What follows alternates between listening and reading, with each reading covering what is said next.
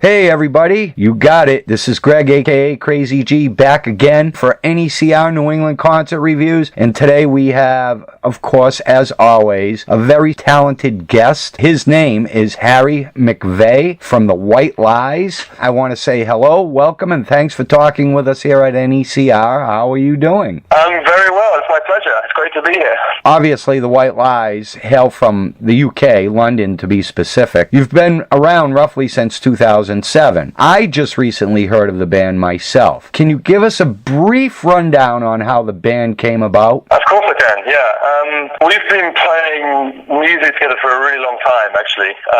So we started White Lies, as you say, around the end of 2007, but we've been playing music together since we were kind of teenagers, like probably 14 or 15 years old. And we met I met Charles through a mutual friend at school, and Jack went to my school. And me and Charles, when we first met, really hit it off musically. Like, that's all we kind of talked about. And he had a bass and I had a guitar, and we kind of played together in our bedrooms. And one day we were like, well, maybe we should do this properly and try and form a band. And so Charles basically called up the only person he knew who owned a drum kit, which was Jack. And then we started playing together. And we kind of haven't stopped ever since, really. That's pretty much been our lives ever since we started playing together. Cool. The White Lies, you guys just came out with a new CD titled Friends. What can you tell us regarding the making of this CD? Friends is our fourth record, and you know, it was an interesting one. I think the approach to writing recording this record was very different to our other three, in that when we started writing, we were unsigned, we didn't have a record deal, so we knew we had to sign a new deal,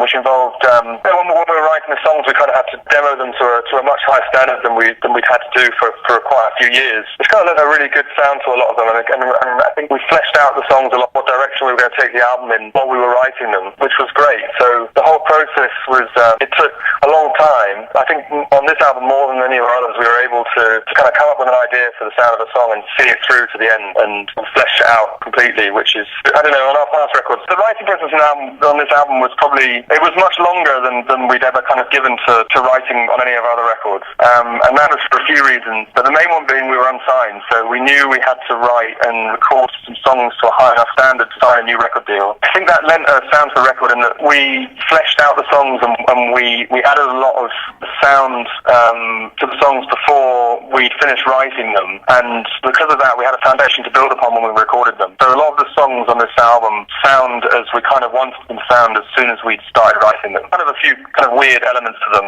and kind of a few ideas that you put down when you're writing a song that are quite odd to kind of get your imagination going and to get the song started. They kind of ended up on the final record, which I really enjoy about the album. I think that's a pretty interesting way, the way you set it up there, as far as, you know, you said you basically played the music and then wrote it. That's got to be, you kind of did it backwards. That's got to be pretty difficult to do now. Yeah. It was a difficult process for sure, but it's always a challenge to write good music, I think, and to record well, and I think we always try and push ourselves in that respect. And I think we're always learning, actually. I think we learned a lot making this album. That's more so than we have for our previous three records, so I still think our best album is ahead of us. I understand that Friends was recorded in Brian Ferry's private studio in London's Olympia and was self-produced by the band. You also enlisted the help of an expert team, including Grammy Award-winning engineer James Brown, David Wrench on mixing duties, and long-term collaborator Ed Buller, who contributed additional production. What was it like working with these gentlemen? Oh, it's so great. It was so great. You know, like, as you say, this is the first album we kind of self-produced, and the reason for that is because, you know, there's not necessarily a huge budget to make records these days. The music industry is changing very fast, and streaming is kind of changing everything, and you can make a record for much less money than you used to be able to. But I think when we were thinking about where to record and how to record, working with one producer for the whole record, we didn't see as a particularly financially sensible option, just because producers often want to work in one studio, which can be quite expensive, and also want to work on a record for quite a long time. Like, they spend 8 weeks recording, and we decided that we'd do it in 4 weeks. And as you say, we went to Brian Ferry's studio, which was an amazing experience. I think we were actually one of the first bands outside of himself to use it, which was an honour. And we're huge music fans and Brian Ferry fans as well. So it's just great to be in there, and that whole experience was amazing. And then, working with James Brown was, I mean, it's a dream come true for bands, really, because he's the kind of engineer that you can tell him what you want something to sound like on your record, i.e. like you can pull up a drum sound from a track that you love from the 70s and say we'd like the drums to sound like this, and then 5 minutes later he got that drum sound for you. And that's just it's just a great way to work, and he's one of the few engineers in the world I think who's capable of doing that. And then working with Ed is as you said, he's a long-time collaborator of ours. He's produced 2 of our records in the past, so he's kind of like a father figure for the band, and he really helped us with a lot of the records, including a lot of the keys and the vocal takes and things like that. So the best thing about kind of self-producing, I suppose, was being able to pull in all of these different people, all of these separate people, to make records, and that was a great way of working with us, because we could kind of work for people's strengths, and also recognize our weaknesses and find people to help us through them. That's how you perfect a great product, Yeah. For sure, yeah. There's no other way around it, really. Either you want to take that step or you don't. So, touching upon a few tracks off of Friends, "Morning in LA" is a song that has a very subtle likability to it. What can you tell us about this track? And I noticed you did a video as well. Can you elaborate on the video? I want to take a stab at this and say that you wanted the video to fit exactly the song title. So I got the impression that the video was "A Morning in LA." It is, to some extent.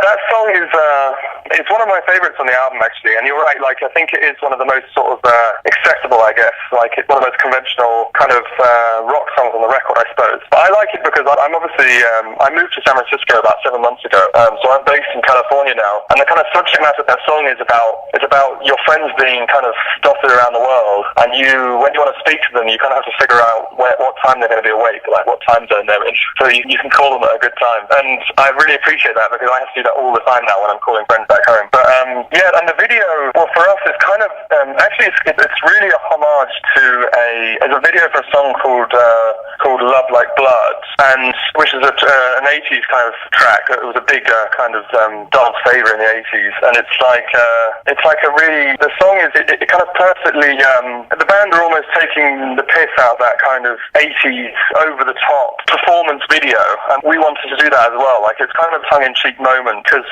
for us, we often get compared to a lot of that music, and we thought that it would be funny to make a video that was very obviously kind of paying homage to that, I suppose. And I think it turned out really well. I love the video for that track. But obviously as well, like, there's a lot of references to LA and the LA skyline in the morning there as well, yeah, for sure. After I watched it, and I didn't even think of it, you're absolutely right. It was, it's a killing joke track, yeah. It's a really great video. It's really funny. Another interesting song is "Summer Didn't Change a Thing." What can you tell us about that track?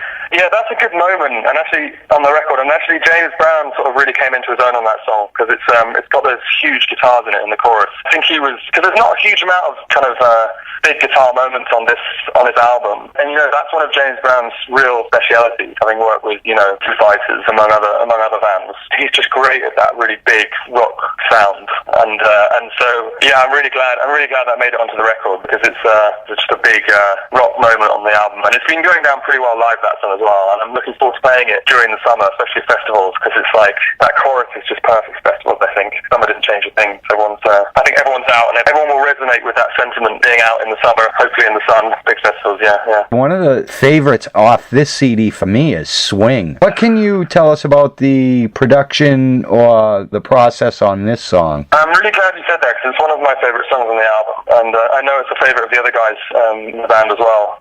That was a tricky song for us. Like, it's quite a complex piece of music. The production is, in many ways, it does a lot of things that we've never really tried before, and it's quite sort of sparse and atmospheric, and it's a song that we revisited a lot when we were writing. Like, that you have certain songs on a record where they come to you immediately, and you feel like you sit down and write in 15 minutes, and it's great. And then some songs you come back to over and over again over a course of months sometimes, and that was one of them. Like, it was a real challenge for us, and we had to really push ourselves with that song to get it finished and to get it sounding how we wanted. And actually the vocal performance was really hard as well, like, to get that kind of atmosphere and that kind of emotion in the vocal, and the matches with the lyrics, I suppose.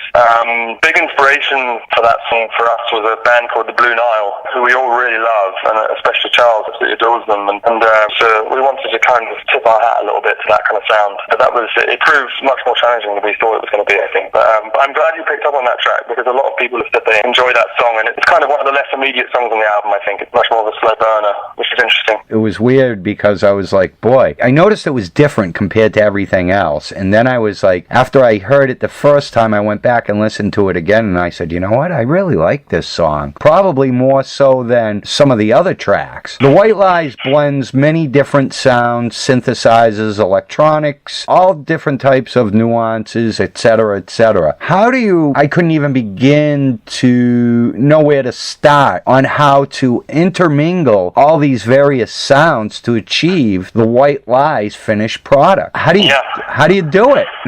Well, obviously it's a huge challenge, and it is very difficult. We mentioned earlier working with some great engineers and producers, and that definitely helps. Like, one of the great things about being in Brian Ferry's studio was all of these keyboards and synthesizers that he had, all this equipment he had from right back to rock music days, and he had a few instruments that Brian Eno had been playing on, and a few of the keyboards that he'd been using in the 80s, for a lot of Roxy stuff as well. And it's very inspiring, and it was great to know that they were there, but we honestly didn't have a clue about how to use some of these keyboards. And that was where we had a lot of help from Ed Buller on the record, because he's a real expert with synthesis and with playing those instruments and programming them, and he really helped us to get some great sounds out of them. But really, I think it's about knowing what kind of sound you want, and then having someone to help you realize that sound, giving them like something very clear to reference for what you hear on the song, And also, it is about listening to music as well, and a lot of other recordings, and thinking about what you like about them. Like, what do I like about the sound of this track, and what do I like about this particular part, and how can I do something similar? If you have good people around you, or if you do a lot of work on it yourself, you can usually emulate a lot of the stuff that you love quite easily, I don't want to compare you to any of the 80s or 90s stuff, but you guys must draw something from some of those bands back in the day. Of course. Yeah, for sure. That first, came out with this, if you want to call it, genre. I pick up a lot of it with you guys, but I'm not trying to compare you to any single one. Well, you can if you want. And we have been compared to a lot of bands throughout our career, and we kind of, we kind of take all of that as a compliment, because we often get compared to really great bands, bands that we really love.